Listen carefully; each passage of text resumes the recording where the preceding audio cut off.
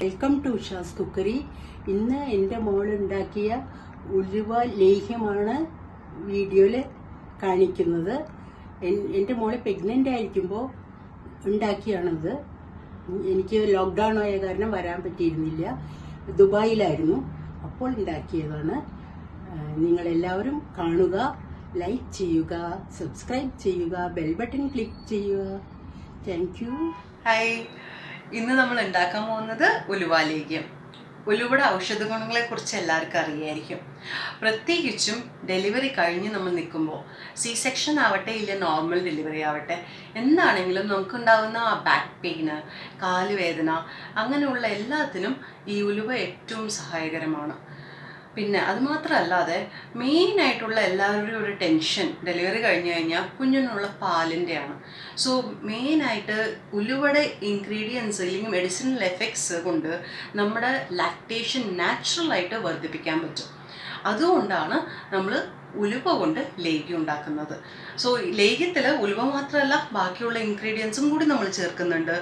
ഇതെല്ലാം വന്നിട്ട് നമ്മുടെ ഉള്ളിലത്തെ പുണ്ണാറാനും അതുപോരാത്തതിന് നമ്മുടെ ശരീരം റിക്കവർ ചെയ്യാനും ഏറ്റവും സഹായിക്കും. സോ ഇതെങ്ങനെയാണ് ഉണ്ടാക്കുന്നതെന്ന് നമുക്ക് വീഡിയോ കാണാം. So this is fenugreek and pepper. ഉലുവയും പെപ്പറും ആണ്. ഇത് വന്നിട്ട് 6 hours മേലെ സോക്ക് ചെയ്ത് വെച്ചിട്ടുണ്ട്. Here we have the black sesame seeds, എള്ള് ഒരു ടേബിൾ സ്പൂൺ, പിന്നെ jeera and which is cumin seeds, not fennel seeds. So cumin seeds also 1 tablespoon. Then we have the turmeric powder, which will be 2 teaspoons. ഈ എല്ലാ ഇൻഗ്രീഡിയൻസും വേഗം വെച്ചതിൽ add ചെയ്യണം. We have to bring it to boil with other ingredients.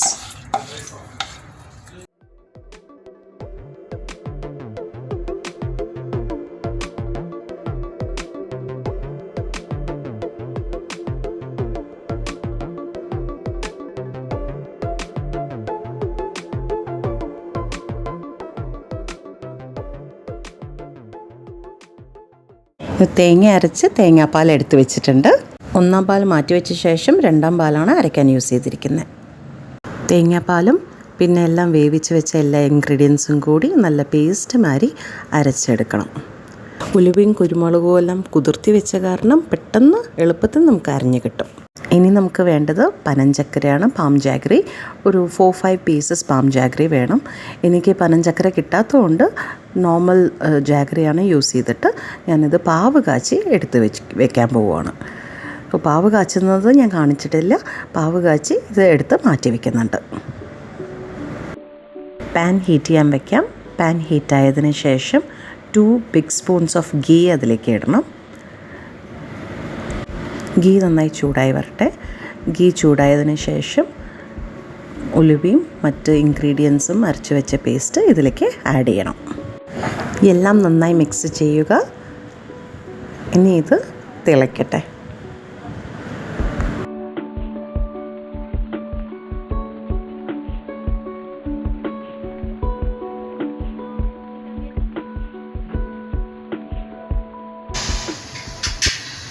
ഇത് already filter ചെയ്ത് വെച്ച ചക്കരയാണ്. So അത് നമ്മളിതിൽ ഒഴിക്കുക. മൊത്തത്തിൽ ഫുള്ളായിട്ട് ഒഴിക്കുക തന്നെ.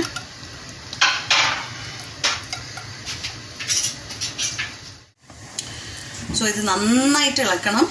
ഇതിൽ ലംസ് ഒന്നും കാണാൻ പാടില്ല. അതല്ലാതെ നന്നായി ഇളക്കി നന്നായി മിക്സ് ചെയ്യുക. സോ ലംസൊക്കെ പോയിട്ട് പിന്നീട് തിക്കായിട്ട് വരും അത്. സോ അരിച്ച് വെച്ച് തന്നെയാണ് നമ്മൾ ഒഴിച്ചത്, ആദ്യം പറഞ്ഞ മാതിരി. സോ ഇതിൽ 1-ാം പാൽ ഒഴിക്കുക. എടുത്ത് വെച്ച 1-ാം പാൽ മൊത്തത്തിൽ ഒഴിക്കുക. എന്നിട്ട് നന്നായി ഇളക്കി മിക്സ് ചെയ്യാം. എണ്ണ വിട്ട് വരണതിന് മുമ്പ് 1 സ്പൂൺ കൂടെ ഗീ ഒഴിക്കാം നമുക്കിതിൽ.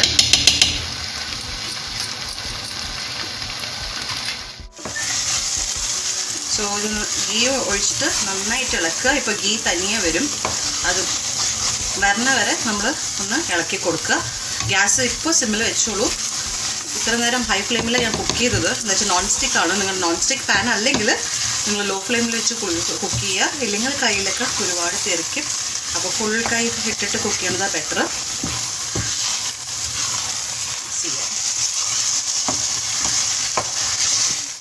സോ നന്നായി അങ്ങോട്ട് ഇളക്കുക.